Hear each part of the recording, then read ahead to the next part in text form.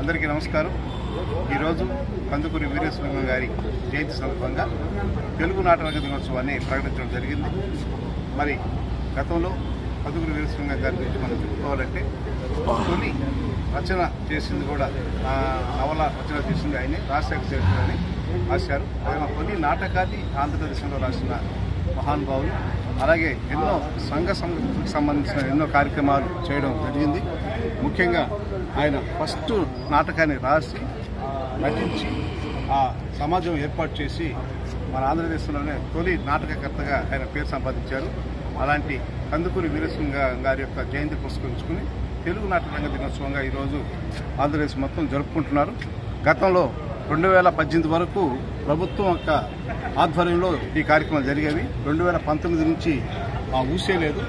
ఈ సంవత్సరం అంటే ఎట్లా ఎలక్షన్స్ అనుకుంటే అది పక్కన పెడితే లాస్ట్ 4 సంవత్సరాలు కూడా ఈ మహానుభావులు పట్టించుకున్న నాదుడే లేడు. కాబట్టి ఇక నుంచి రాబోయే కాలంలో అయినా మళ్ళీ ఈ కార్యక్రమాన్ని మనం ముందుకు జరుపుకొని ఆ కార్యక్రమాన్ని ఎంతో ఘనంగా చేస్తున్న బాధ్యత మనందరి మీద ఉంది. మరి ఈ నాటక రంగంలో ఎంతమంది కళాకారులు దీన్ని జీవనవృత్తిగా చేసుకొని జీవిస్తున్నారు. అంతేకాకుండా ఈ సోషల్ నాటికల్ని ఎంతో కష్టపడి వైప్రస్కు వచ్చి రాష్ట్ర స్థాయిలో పరిషత్తుకి వెళ్ళి వారు ఈ యొక్క నాటకాలని ప్రదర్శించి తమ చేతి ఖర్చు పెట్టుకొని ఎంతోమంది ఉత్సాహంగా చేస్తారు. ఆ విధంగా ఈనాడు తెలుగు నాటకం ఎంతో బతికుంది.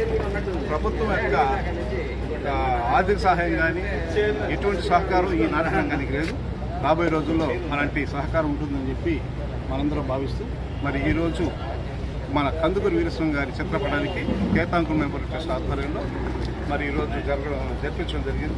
ఈ కార్యక్రమంలో జయప్రకాష్ గారు, రామ్మోహన్ గారు, మస్తాన్ గారు, మహేష్ గారు, శ్రీనివాస్ గారు, షఫీ గారు, సచిన్ గారు అందరూ ఈ కార్యక్రమం పాల్గొన్నందుకు కళాకారులు వీరికి ప్రత్యేకమైన ధన్యవాదాలు తెలియజేస్తున్నాను. Thank you.